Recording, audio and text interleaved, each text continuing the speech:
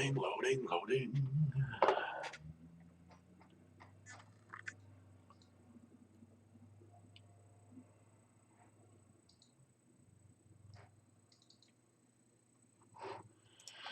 All right. Hello, everyone. Welcome to SEO Unmasked, episode number 84. Today is March 5th, 2020. Thanks for tuning in over the lunch hour. I'm Garrett Groff.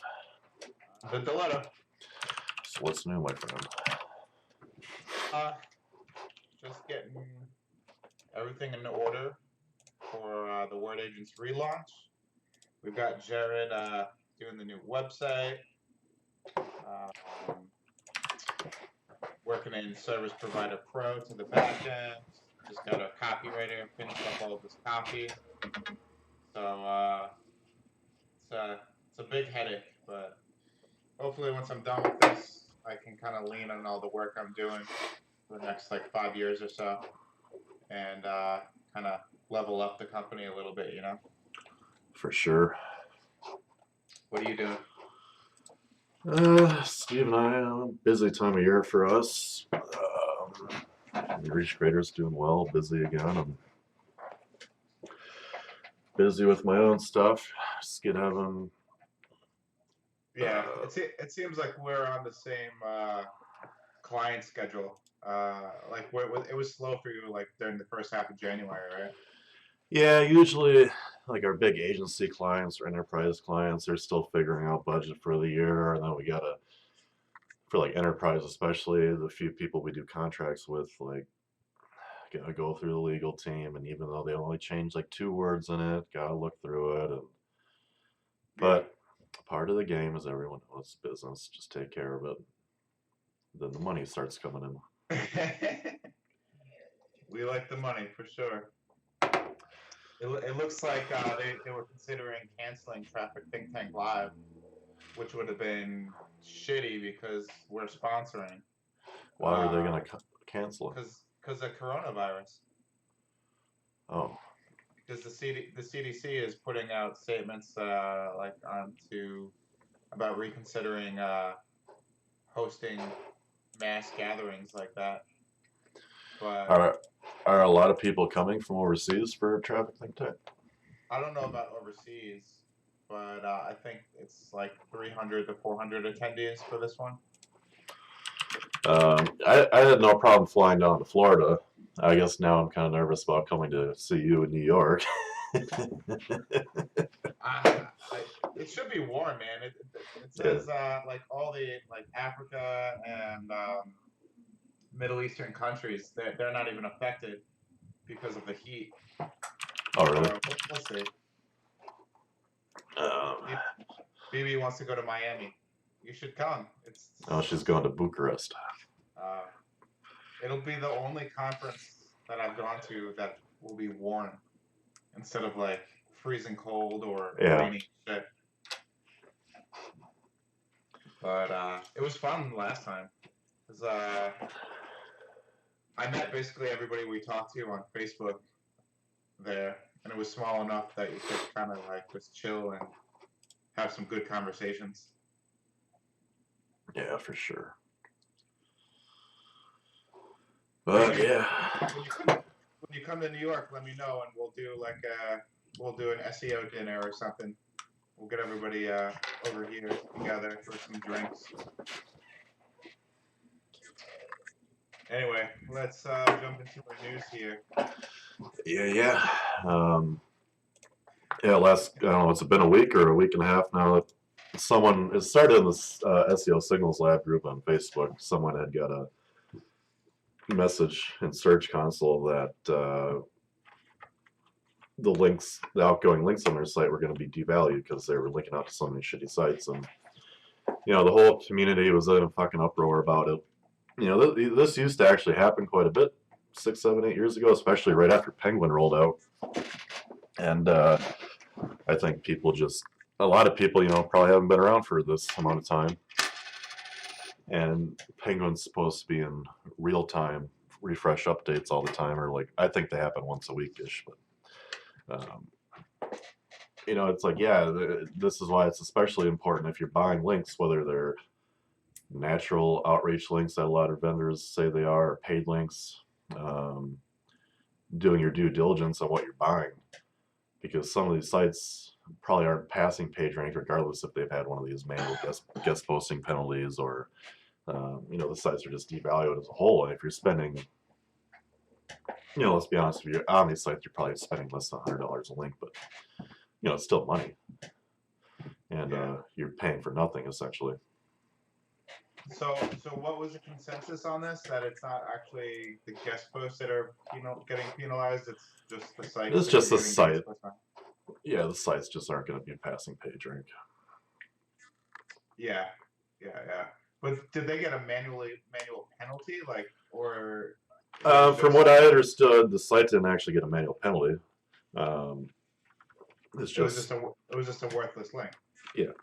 Yeah. But going hand in hand, the guy didn't share. I don't believe he shared the URL for his site, and I would put some money on a bet that the site probably didn't rank well anyways or something. It probably one of those sites that has like 1,000, 2,000 referring domains and has like 100 traffic on Ahrefs or something. It's a DR60 link, but it's still a shit site. Yeah, that's. I don't think it's much to worry about. No. Mark and Gail from Authority Hacker did a little podcast on this topic too, and I think they came to the same consensus that it's not guest posts specifically that are going to get you penalized. It's just the quality of the site, which is the same as any other link in existence. Because back in the day, there was an actual guest post update where. But that was for shit. That was for like my blog guests. I was running a huge service, and they were leaving huge footprints and shit. So I think people kind of got confused with what was actually happening. And I think that only applied to the links within the author box on guest posts too. For the most part, yeah. And these days nobody's putting links in author boxes at all. The only people that do are like legitimate big guest posts where it's like an author bio with a link to like their website or their author page on a website that they represent or something. It's not like a link to a money page or whatever. Yeah, that's bullshit. Don't worry about it. Yeah. That's the official word from Vinny Garrett. Don't worry about it. Just go on the links.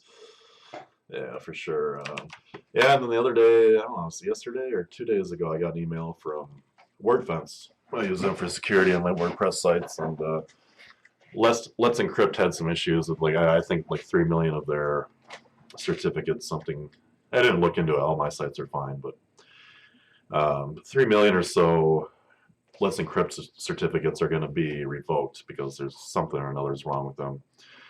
Let's Encrypt put out a little tool. You just go to their website and type in your domains or whatever, or your certificate number if you want to do that. It'll tell you if you got an issue, or if you go to your website, it's going to say insecure. I have most of my sites on WPS hosting, and they automatically renew all of the certs, or all the certificates on your behalf. Yeah. And maybe once every 2 or 3 years they forget to do it, and it's just a matter of just hitting up their customer service and telling them to renew my certificate. Yeah. I rent my VPSs. I have a couple of them for our servers and for our websites, and no host automatically does it anyways for every site on your server, so it's whatever. Yeah, it's a non-issue. Yeah.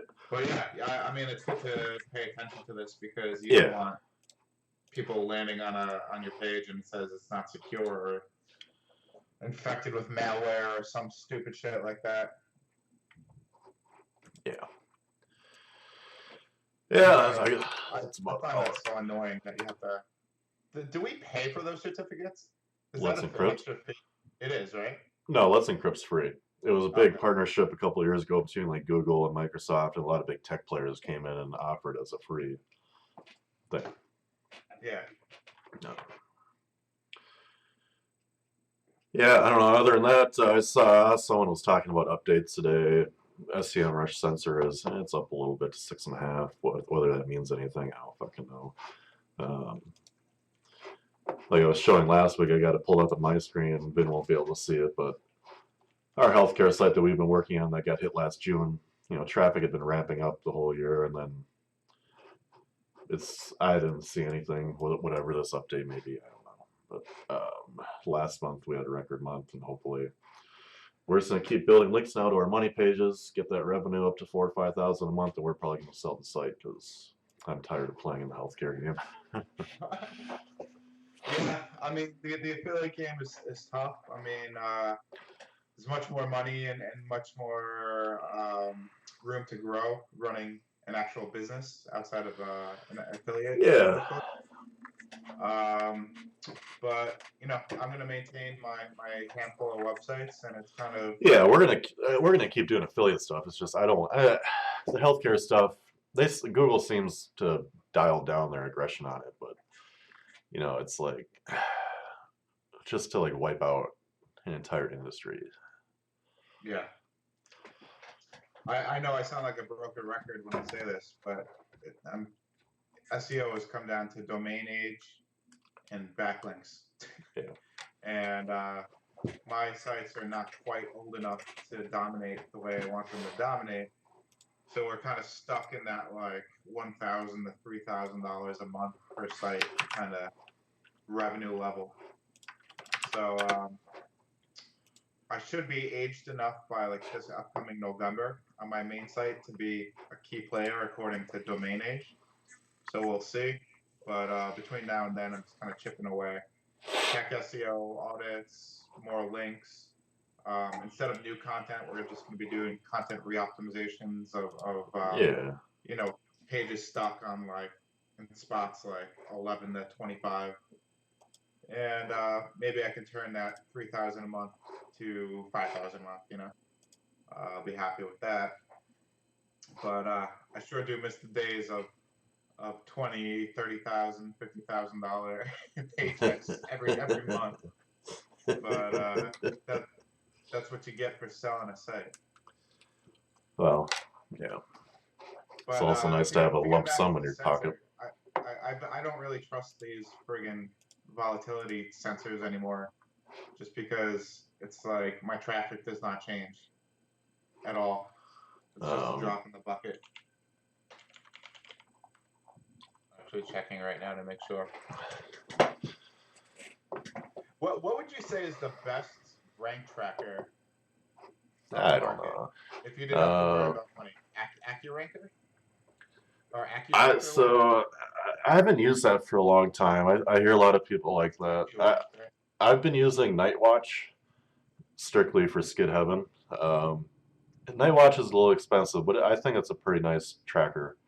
It has some other shit built into it that I don't use. Like it'll monitor your links and stuff. But Nightwatch is pretty nice. AccuRanker is expensive, man. $100 a month. Yeah, I think for Nightwatch, I'll log into it quick. I'm on their $99 a month plan, and it's not a whole lot of keywords. Let me see here. I think it's like 5,000 keywords, maybe. Yeah, I'm on SERPbook. I'm not even sure it's actually 5,000 because I'm only tracking. SERPbook for 500 keywords a month, which is everything I need. So I have 338 keywords remaining, and I'm only tracking. So it's pretty much $1 a keyword. It's $99 a month for 1,000 keywords. It's funny. SERPbook has Word Agent's logo on their homepage, but I have no idea how they know that I use them because I use a different email address to log in. It's weird. But checking out pricing. What do I pay? What do I pay? I mean, for Nightwatch, if you want to go up to 5,000 keywords, it's $369 a month. 10,000 keywords, $699. I pay $52 a month for 500 keywords. That's not bad. Then they have a nice discount if you want to pay annually. If you got $7,000 laying around, you can save 20%. Oh yeah, for $7,000, that's great. I mean, for a keyword tracker, I don't know.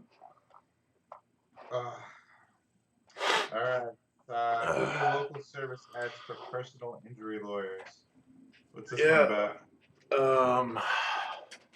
So they're going to be running ads now. Like it started off as like plumbers and shit like that, but now you can do personal injury, which is interesting. I know there's a lot of money in it. We have clients that we do link building for that they're personal injury attorneys. Yeah. Something that we've talked about to clients in the past is the conversion rate. Like, obviously, there's a lot of money in this for the attorneys, but let's say someone gets injured.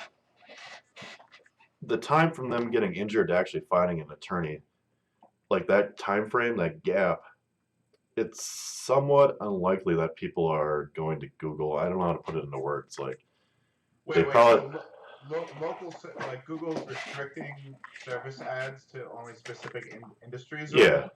yeah, Oh, okay. yeah, I didn't know that. yeah, um, yeah. I Huh. just forgot what I was talking. Whatever.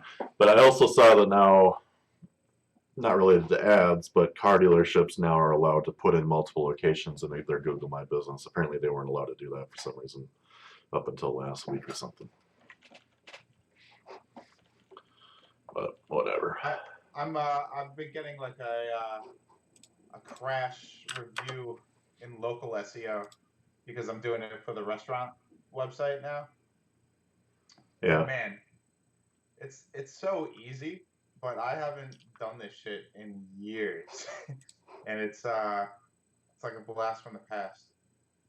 Do you think I even need to build links to a local website, or just do a citation audit and build like a couple hundred citations and that's it?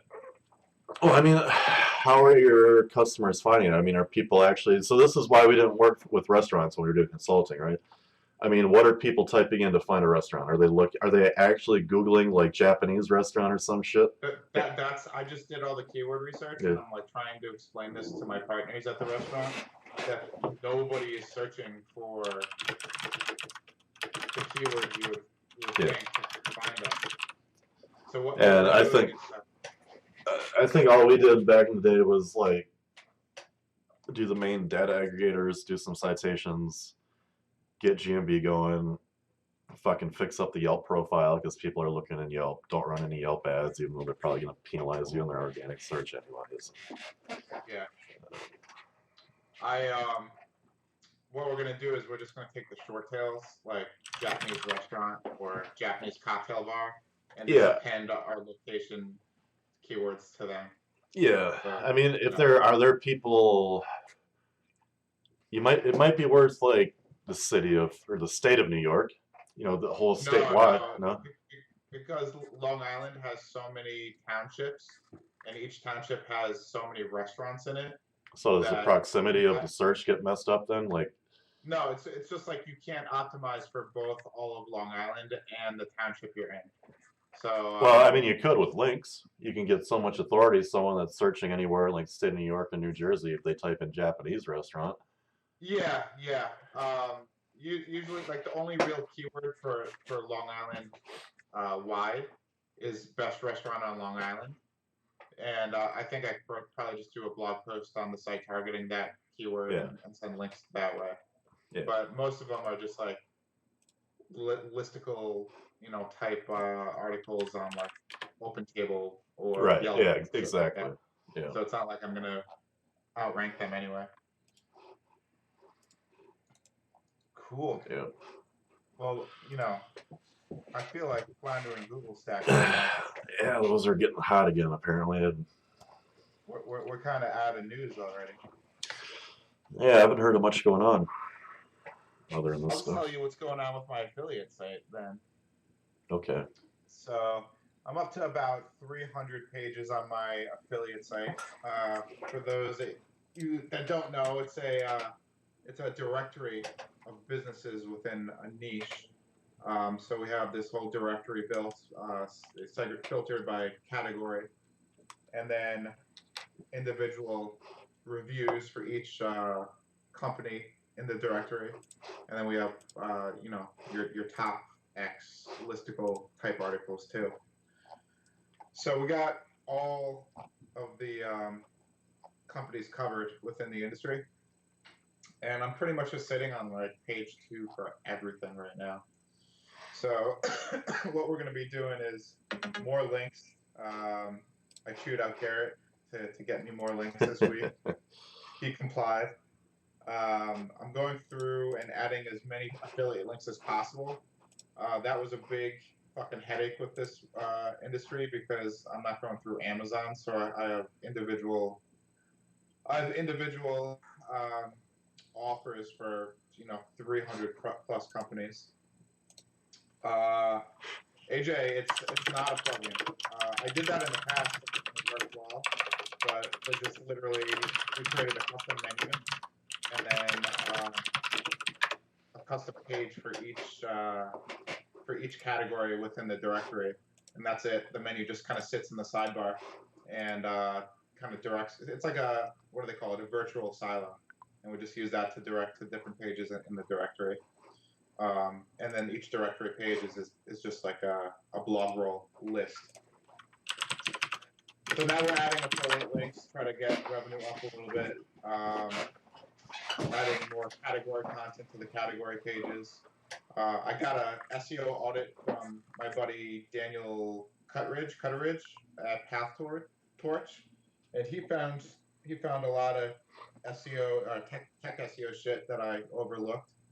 So we're going through that now. Once we finish the audit, I'm gonna do an internal link audit and basically use Kevin Indig's method for setting up internal links. And then we're just going to do content re-optimizations. Hopefully, by the time we get through all that, we'll be around our 3-year anniversary mark, and should kind of push all those second page keywords up to the first page. That's what the goal is. But the road to get there is quite long. Yeah. And I'm not. Man, one of our affiliate pages on the healthcare site, fucking January, I was going through everything and making sure all the affiliate links are still working and haven't got screwed and all that fun stuff. And one of the offers was totally gone out of the network. And I'm like, what the fuck? And of course, this is our highest traffic affiliate page. And I'm like, okay, fucking figure out which network now has the offer and go to their fucking site, sign up for it, send in all my tax details, apply for the program, and week goes by, still haven't been accepted. Fucking email them, yeah, what the hell's the deal here? Turning down all this traffic. I'm not making money, you're not making money, what the fuck? Oh, you need to talk to the company directly. Okay, well, who the fuck do I talk to? Who runs their fucking affiliate shit? We're not sure. I'm like, what the fuck are you talking about? You're not sure. How do you sign up a company on your affiliate network and have no idea? It wasn't until Monday they finally emailed me. March, what is it, the 1st, 2nd? It's been like since 2 months this is going on. They finally put me in touch with somebody. I haven't emailed them, this new lady this week, but it's like, why haven't you accepted my application? Are you even looking at them? Like, I was sending you traffic. Just annoying as fuck. I dealt with that when we first launched the site. I was placing the very first affiliate links on the site, and one of the biggest companies in the vertical, I couldn't find their affiliate program, but they were really popular. So I was emailing them, calling them, finding the guys on LinkedIn, just trying to get in touch with somebody. Yep. And long story short, their affiliate manager was like a girl that was like a senior in high school. Really? And oh yeah, you told me about this a while ago. Yeah. She was like, I was like, do you have an affiliate program? And she goes, oh, you mean our influencer program? I was like, no, an affiliate program. She goes, oh, are you an influencer? And it was just like this like tedious kind of conversation that just like I was asking her a direct question and she just was finding ways to not answer it. And long story short, instead of just telling me that they didn't have an affiliate program, she told me that she's not going to accept me to her influencer program, which I wasn't applying for because I had a poor attitude. Okay, lady. Regardless if I could make their company like, 6 figures a year, my attitude is too poor to be part of their influencer program. So that was fun. But dude, managing fucking 300 affiliate offers is a bitch already. Yeah. And it's great when the advertiser changes their affiliate link and doesn't tell you. Yeah. So you're sitting on a dead link for like Right. months before you realize, oh, why am I not getting paid from these people? And then you realize, oh, they just changed the fucking link. Yeah. Didn't tell anybody. I remember like a year ago, I wanted to do affiliate stuff for Aveeno on our site, like the skin, like baby shit, Aveeno, like lotions or whatever. They don't have an affiliate program, and I wonder why not. And trying to get in touch with all these people, I'm going on LinkedIn and trying to add people that work there, and I finally get some woman to respond to me, and she's like, "Yeah, email such and such." She's like in charge of this type of stuff, and it ended up being like their vice president of marketing for the entire fucking company. So I emailed her and I'm talking to her. I'm like, "Yeah, do you guys have an affiliate program?" She's like, "Well, I don't know what you mean." I'm like, "Well, it's like I have this website and I want to rank it for Aveeno products, and the idea is click a link and they go to your site and buy it." She's like, "Well, we don't actually sell any products on our website. Um, we just have the website, and then people like Target, Amazon, Walmart, whatever the hell they sell. So you can do an affiliate issue or affiliate program with them." And she's like, "I also think it's kind of sneaky of you to be reaching out to me this way." And I'm like, all you had to say was, go use like Amazon's affiliate program if you want to sell Aveeno, or use Walmart's or whatever. And I'm like, "Okay, lady." You said sneaky of you? Sneaky. Oh, Sorry, sneaky. I have a cold. Yeah.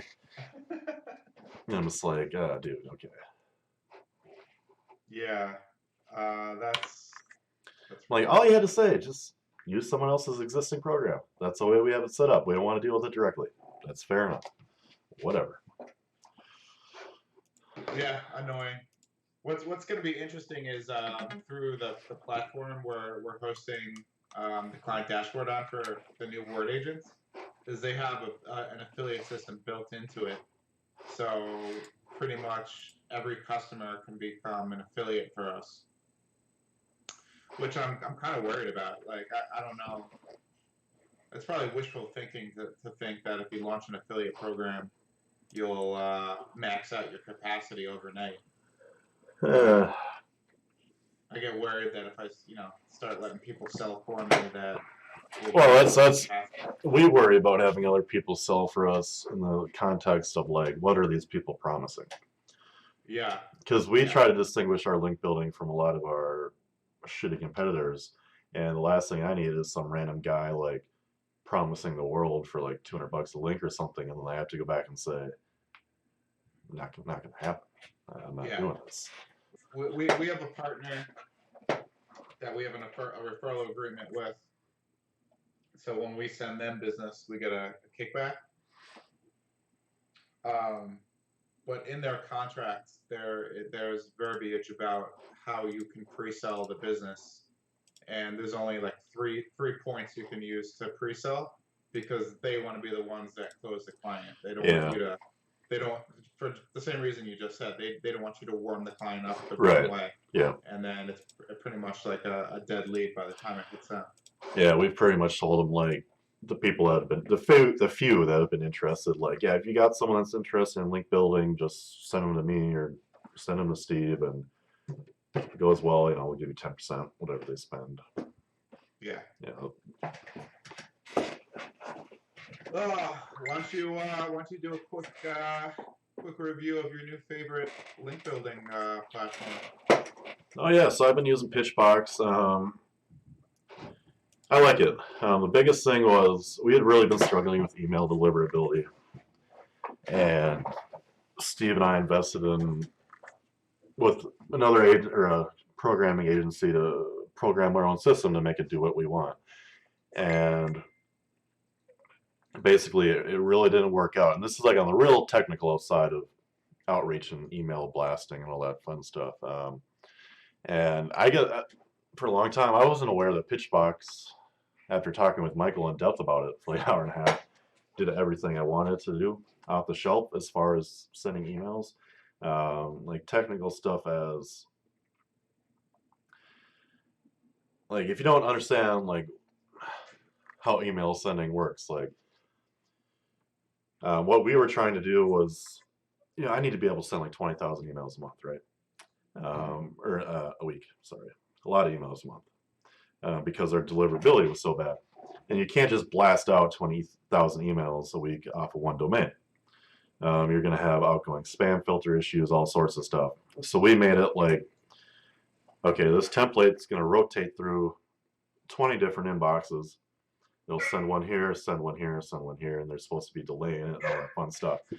Pitchbox does this all automatically. They've thought out their back end so well. It's like, I'll be right back. okay. It's just amazing. And the way they have everything set up, highly recommended if you're having deliverability issues. It's good. And it's awesome. We don't use the entire platform so much for outreach from start to finish. I think we're going to be incorporating more more features as time goes on, and we get staff on there. But right now, I'm just using it for sending. They have all sorts of cool stuff. I mean, you can do your scraping right within the tool. Now that I look at it, I got an error in here, but I'll have to look at that later. But you can do your scraping within the tool. I'm not a huge fan of their scraper. I'm going to talk to Michael about it, but just a lot of the technical stuff that maybe a lot of people don't think of and are kind of ignorance is bliss. The guys at Pitchbox have that figured out, and it's nice to see that. I don't think there's any other tool on the market that you can just buy off the shelf that does what they do. Either doing custom stuff yourself or using them. Yeah. For me, I don't do as much link building as you and BB and all you guys. So I typically just use like some piece together tools like Mailchimp and Hunter and all that stuff. But Alex from Pitchbox was nice enough to let me use Pitchbox for a little bit for a project I was working on. That's friggin' awesome. If you're sitting in front of a computer and just grinding out links all day, it's everything you could want in one screen. So can't ask for more than that.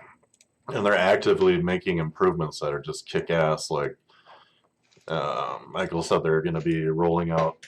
I don't know if I was supposed to mention it, so maybe I won't. But I mean, bottom line is these guys. These are guys that they know what we need as SEO because they do it themselves. So that's how you come out with good features. Like if it's just some software guy that's creating a tool because they think there's a need in the market, right. You're not going to get the same great features that you would as from somebody that's actually doing the same work as you. So yeah, Pitchbox, big thumbs up for sure. But I think that's it for me today, buddy. Yeah, I don't know. I'm not really up to much. Kind of learning PPC properly for Skid Heaven and. Nice. Did you buy that course? No, I don't really. I mean, it's $600, and it's supposed to be really, really good, like a legitimate course. But I'll think about it. I don't know. I just bought the Viper Chill course or detail.com. It's a SEO playbook. I looked at it. It's pretty solid. So again, as I'm waiting for my affiliate sites to age, I'll probably go through that and see if there's any gaps in my knowledge. Because I'm working right now. I had to switch suppliers for tracks for the most part, and I'm going through all my pricing and shit, and competitors, what they have it online for. And do you have inventory now? No, right now everything's just drop shipped. The manufacturer has warehouses around the country. I gotcha. At some point, I'm hoping within a year and a half, I'm going to build a new shop, and I'll be buying shipping containers of tracks and tires. Because there's still plenty of money to be made drop shipping, but I can save an extra 20% on my cost by having a container. Yeah, there's always money if you can hold inventory yourself. Yeah, you just take the extra risk of being caught with the inventory. Holding an overhead of having a building. But I want to build a new shop anyway, so it's like if I have a business reason to do it, all the better. Yeah. But yeah, going through all the pricing and for ads, it's really competitive. So it's like I gotta sit down with my buddy and be like, okay, this is what my profit margin should be, around 20%, hopefully 25%. What's it going to cost in ads? How much can I expect to spend in ads? If I can spend up to 5% per sale, I need to figure out like all those numbers out from business planning. Be like, is the Gotta ads grab going the to be call. I'll be right okay? back. Sorry. Yeah. But, just figuring out, how much this is going to cost me. Is it worth running the ads or SEO in the space is really uncompetitive. So I'm just doing link building right now, and by the end of the second quarter, I should be ranking for everything I want. So, fun stuff, spending money and time. Yeah, but I don't think really have anything else. So, while Vin's doing whatever with his dog, oh, there he is. That's pretty much it for me this week too. So, What's that? just finishing up. I don't have anything else to say. So. I remember it was on our first 24 hours of SEO. Both of you left me like on screen by myself for like an hour, and I didn't. And I wasn't interviewing anybody. It was just like me talking. Oh, really? That was the worst. I don't remember. Anyway, all right. Sorry for the short show this week, guys, but we'll get back to normal eventually. Yeah. Probably not. All right. I'll All catch right. you next week. Yeah. Take See care. you.